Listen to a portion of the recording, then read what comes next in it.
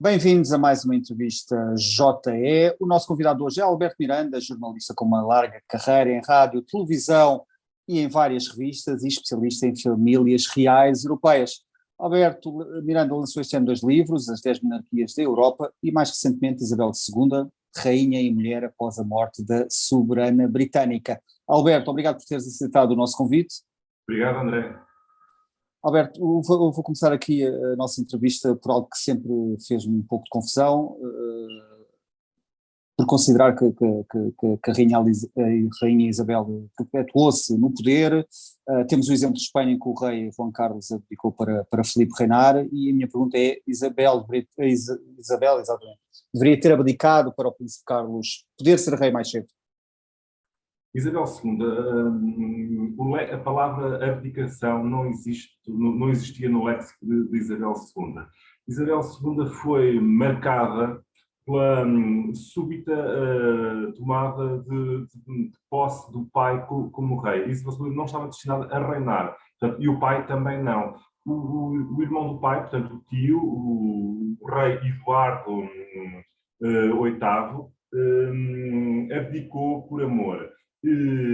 Porque gostava de uma mulher divorciada e, sendo ele chefe de Estado e chefe da Igreja Anglicana, a cúpula da Igreja não via com bons olhos que o soberano fosse casado com uma mulher divorciada e, portanto, ele decide abdicar, escolhe as razões do amor em vez das razões de Estado. E, por isso, Isabel II torna-se princesa herdeira com 10 anos e o pai torna-se rei. E, portanto, a abdicação foi um marco muito importante na vida do pai e na vida da família de Isabel II, dela e da irmã. E, portanto, a abdicação não fazia parte, portanto, das vontades de Isabel II. E mais, a coroação que ela fez, ela, ao ser coroada, ao ser abençoada, ungida, consagrada, isso dá-lhe uma dimensão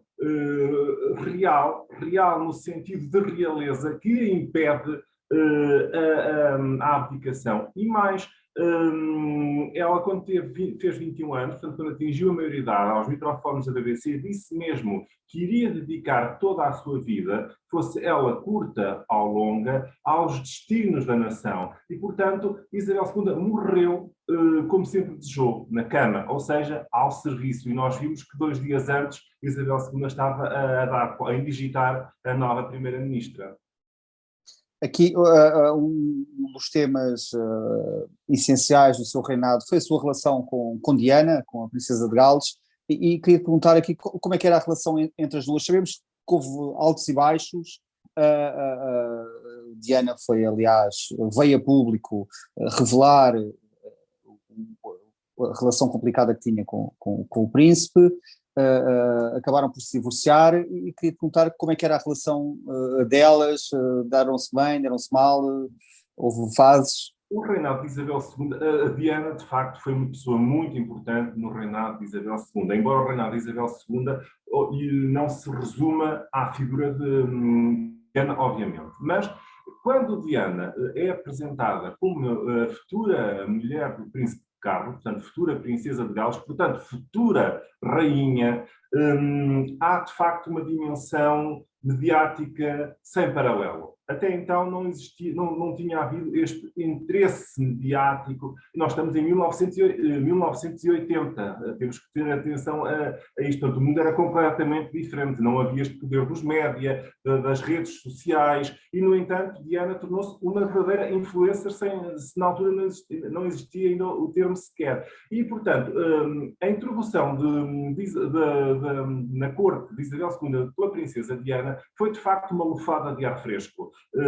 A família real era conhecida por uma forma séria de se apresentar em público, e Diana é uma lufada, é um vento de mudança. A própria roupa, os penteados, os vestidos, tudo aquilo exaltava jovialidade. E há de facto uma atração imediata entre os britânicos e a figura de Diana. Como sabemos, Diana casa, portanto, com Carlos. Foi o conto de fadas da segunda metade do século XX. Foi um casamento transmitido pela televisão, que teve uma audiência até então inédita, que viria a ser ultrapassada depois pela audiência da sua própria morte.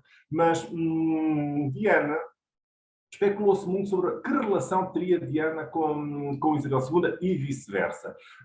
Eu creio que não terá sido pacífica uma relação, mas eu acho que Isabel II, no início, achou graça à frescura, à jovialidade de Diana e compreendeu que isso seria positivo para a corte, para os Windsor.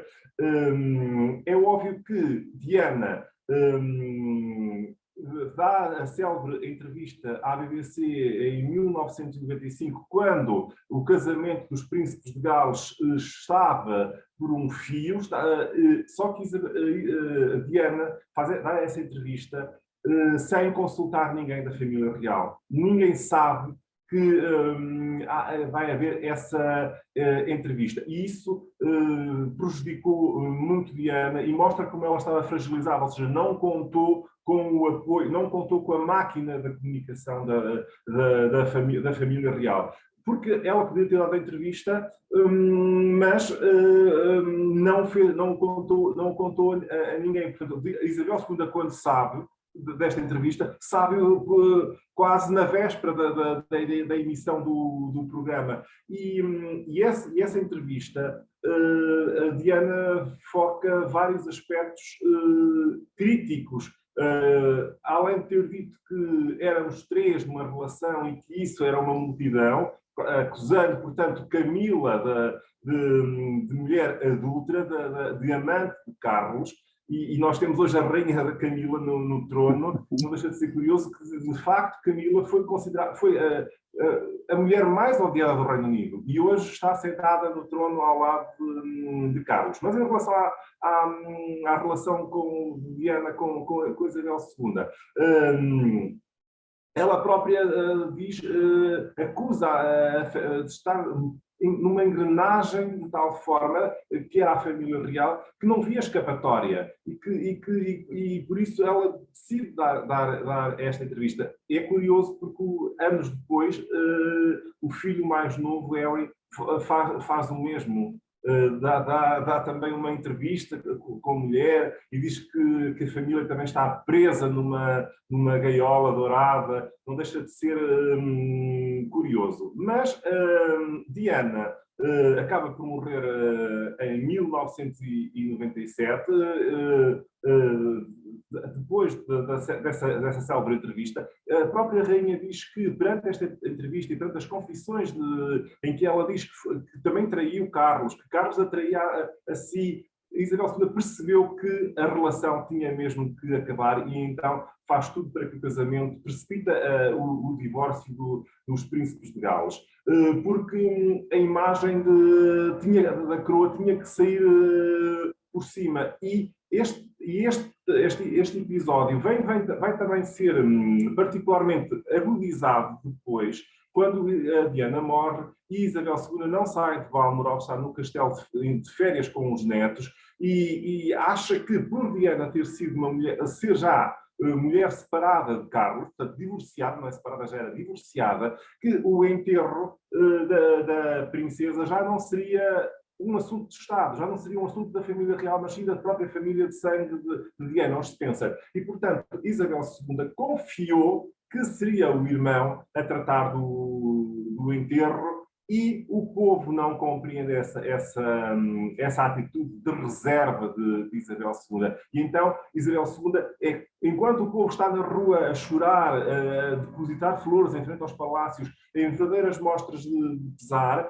nós vemos Isabel II dentro de casa. Nós não vemos. Isabel II está dentro de casa no seu castelo e não sai à rua. E então há uma pressão real para que Isabel II compareça, ponha a bandeira a meia haste no palácio, que não tinha que o pôr, mas que cedeu.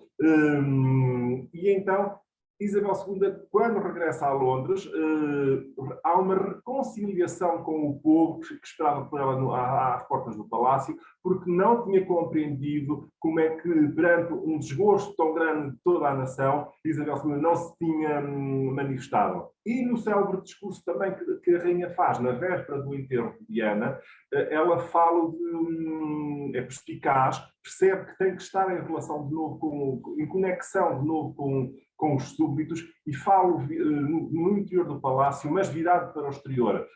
E da janela nós vemos as milhares de pessoas a depositarem flores, o movimento, o fluxo de gente que estava à volta do palácio, e aí a rainha diz que Diana era um ser adorável. Esta expressão, um ser adorável, muitas pessoas duvidam da veracidade desta expressão, precisamente porque acreditam que a relação entre ambas era uma relação fria e tensa, mas a rainha presta-lhe esta homenagem, dizendo estas palavras, que era um ser adorável, que era uma mulher que sabia rir mesmo nas situações adversas, e elogiava como avó, e também Isabel elogiava ela como avó, percebia que ela era uma boa mãe para os filhos, e também elogiava como uma mulher dedicada às causas sociais, filantrópicas, junto dos mais carenciados.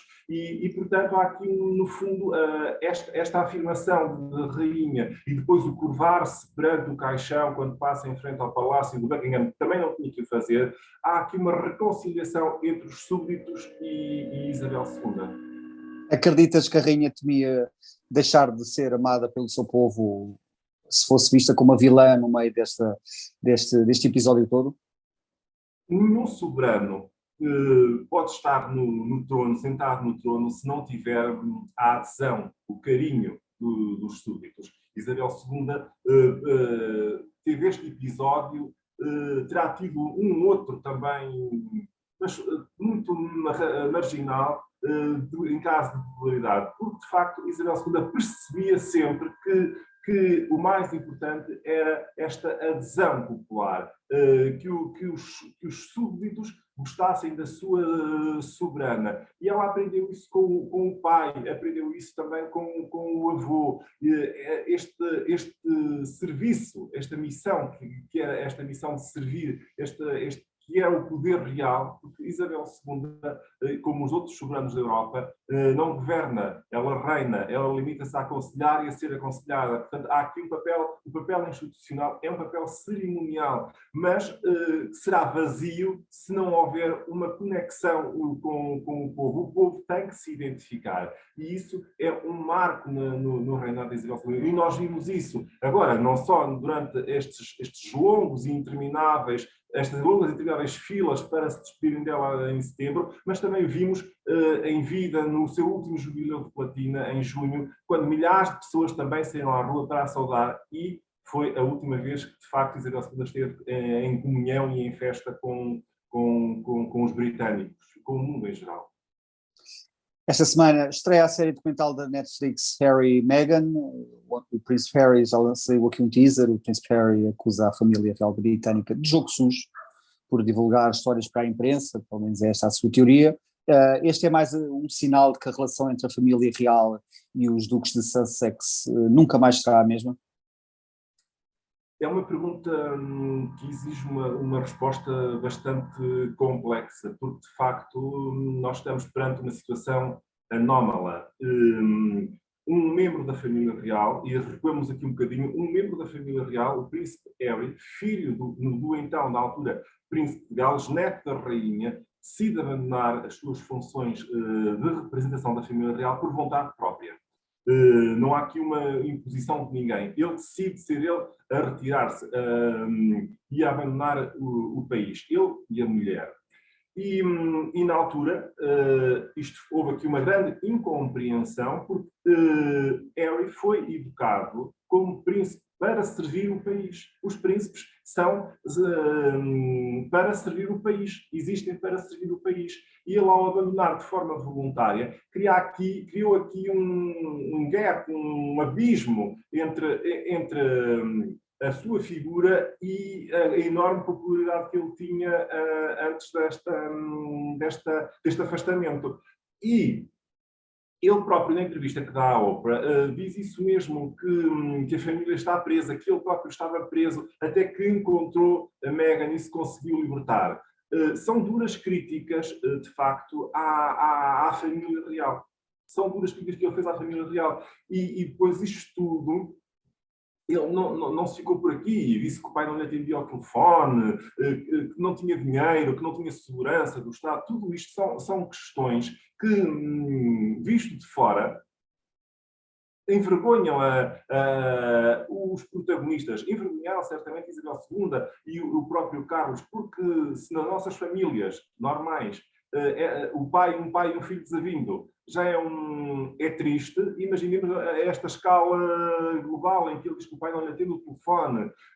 Mas Carlos, quando morreu a Isabel II, quando morreu a rainha, tentou incluir ao máximo o filho nas cerimónias. O primeiro discurso que Carlos fez já como rei, no dia a seguir à morte de Isabel II, ele diz isso mesmo, que Harry e Meghan, apesar de continuarem a viver no estrangeiro por vontade própria, são elementos muito queridos da minha família. Foram esta a expressão que ele usou. Mais tarde, ele permitiu que Harry usasse farda militar naquela vigília dos príncipes, e, como sabemos, Isabel II tinha-lhe retirado as honras militares porque era impossível, tendo abdicado das suas funções de representação da família real, continuar com estas honras do Estado, militares. E Carlos autorizou que o filho usasse a farda militar. E depois,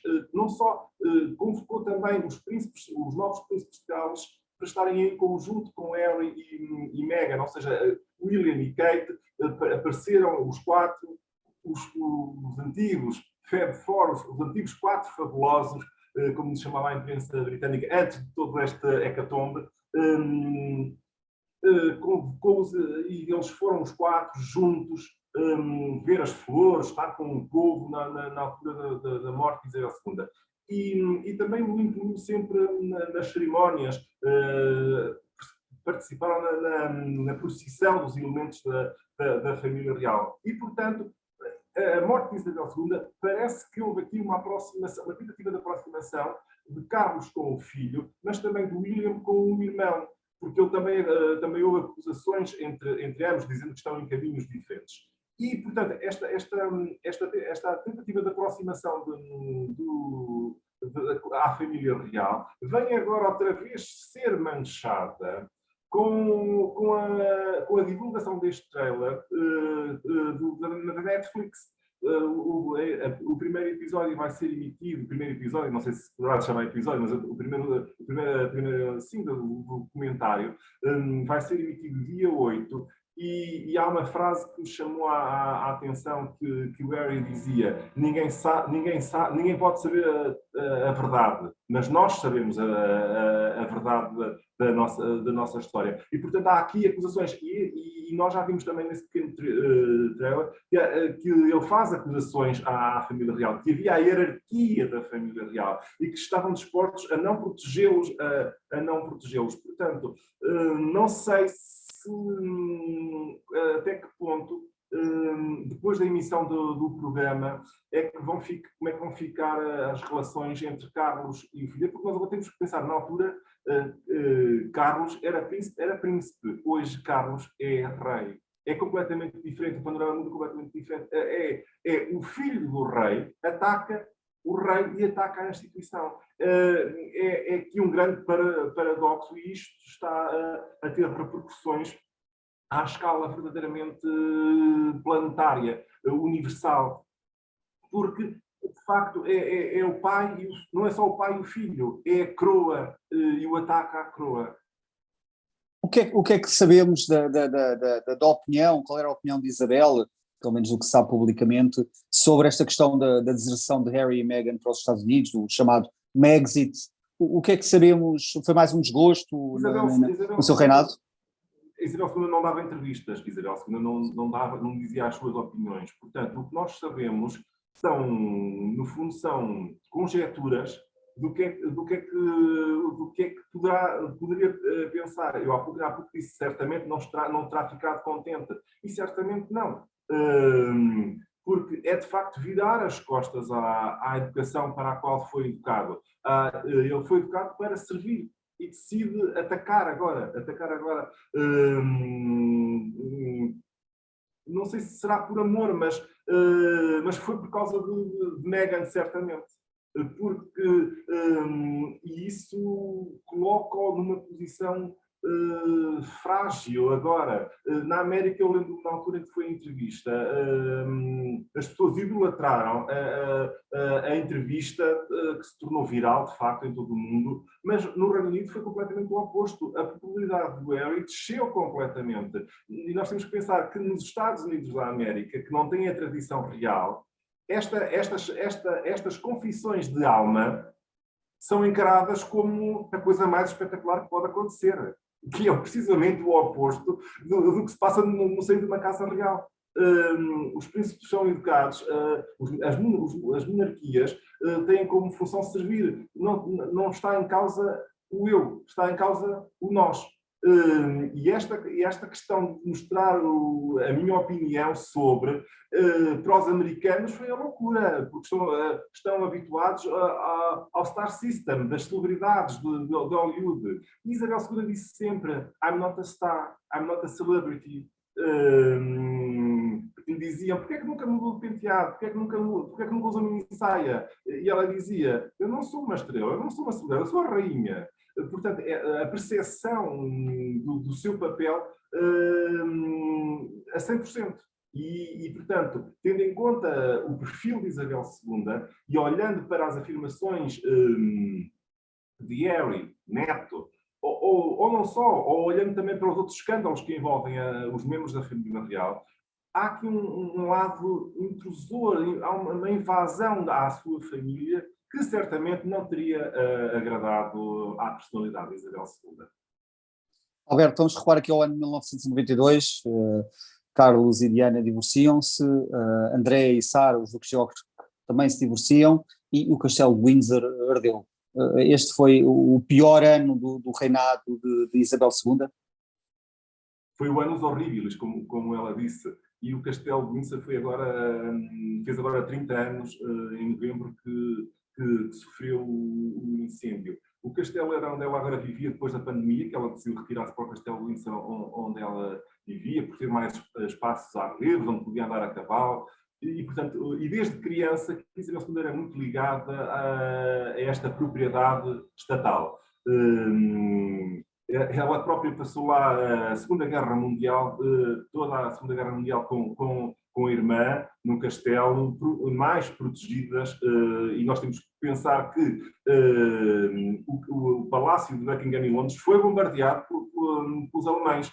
E, portanto, elas estavam, as princesas estavam, e os pais também iam dormir a Windsor. Portanto, Windsor tinha um grande valor sentimental para Isabel II. E quando Isabel II vê em 1992 o seu castelo a arder, e logo na parte nobre, foram mais de 100 salas que ficaram completamente destruídas, Isabel II chama esse ano Anos Horríveis, precisamente porque antes do incêndio, já a princesa Ana, a filha, se tinha divorciado para casar imediatamente com o seu segundo marido. A Sara e o André divorciam-se e anunciaram também o fim do conto de fadas de Carlos e Diana. Portanto, estes 3 fins de casamentos dos 3 filhos, mais o incêndio na sua residência, quer dizer, foram mesmo um período triste um ano triste para Isabel II. Mas a década de 1990, depois ainda viria não só a acontecer a célebre entrevista da Diana, que já falámos, o divórcio efetivo, e depois também, no ano de 97, a morte de Diana. Portanto, a década de 90 foi uma década muito complicada para o reinado de Isabel II. E ainda para referir momentos tristes, em 2002, Isabel II chora a morte da irmã, da única irmã que tinha, mais nova, a princesa Margarida, e meses depois morre a mãe. Portanto, a irmã ainda morre primeiro que a própria filha, e a mãe faltavam 2 meses para fazer 102 anos. E Isabel II perde em 2002, portanto, estas duas grandes referências na sua vida, a mãe, e a irmã e a mãe. E, portanto, ficou reduzida, era a única sobrevivente do nós quatro. Eles diziam, os pais com as duas filhas formavam o nós quatro, onde privilegiavam um ambiente informal, de grande contacto entre ambos, ligados à natureza, uma vida afável, descontraída. E tudo isso foi quebrado depois, precisamente, com a abdicação de David, que na altura era o príncipe de Gales, que depois assume o título de rei, Eduardo VIII. E, portanto, a morte da mãe significou o fim do nós quatro. E, só para terminar agora, deste contacto privilegiado tinha com os elementos do nós quatro, restou apenas o marido, porque o marido era, a par dos pais e da irmã, a única pessoa que tratava Isabel II de igual para igual. Sendo ele o primeiro vassalo dela, mas na intimidade foram 73 anos, quase 74 de vida conjugal em conjunto, e o Filipe tinha esse poder de tratar a mulher de igual para igual, e era uma coisa que a rainha gostava. Alberto, olhando agora para o futuro, Carlos é o rei que como é que acreditas que vai ser o reinado de Carlos? Vai ser um reinado para recordar, digamos, ou isto é só um compasso de espera até o William chegar à coroa e este será então o rei que os britânicos precisam ou querem? O reinado de Carlos vai ser um reinado mais curto, é óbvio. Ele fez agora 74 anos, ele tornou-se rei com 73. Portanto, o reinado de Carlos, por uma questão de longevidade da vida, vai ser muito mais curto do que o da mãe. E depois, então, teremos a vez do William, porque o que está em causa aqui nas monarquias é este princípio da hereditariedade, de filho para filho. E isto é que faz com que... Este é o papel principal das monarquias, que é o oposto das repúblicas. E Carlos sabe que hoje está no trono graças à sua antecessora, mas o seu legado consiste em ter um reinado e projetá-lo no futuro. E no futuro já tem um filho e já tem um neto que asseguram a continuidade dos Windsor. Mas os grandes desafios do reinado de Carlos, para responder à tua pergunta, André,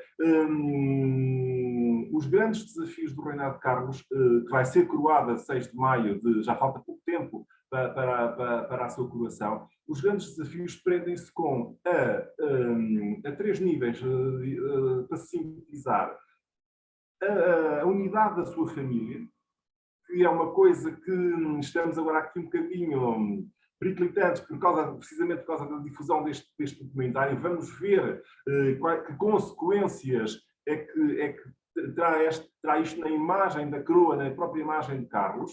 Portanto, manter a família unida. Ele tinha aqui a decisão, ele falava-se antes de Isabel II morrer que Carlos, quando chegasse ao trono, iria reduzir os elementos da família real por uma questão de despesas, de custos. E ele, de facto, ainda não fez essa limpeza na família real, continua a convocar todos os membros da família real que existiam no tempo de Isabel II, os irmãos, a Ana, o Eduardo, os primos da rainha, têm continuado a desempenhar funções oficiais. Portanto, esse é um nível, manter a família unida. Fala-se agora aqui da questão também o que é que vai acontecer a André. Mas esse desafio da família unida é um grande desafio. O segundo desafio... André é envolvido em um escândalo sexual.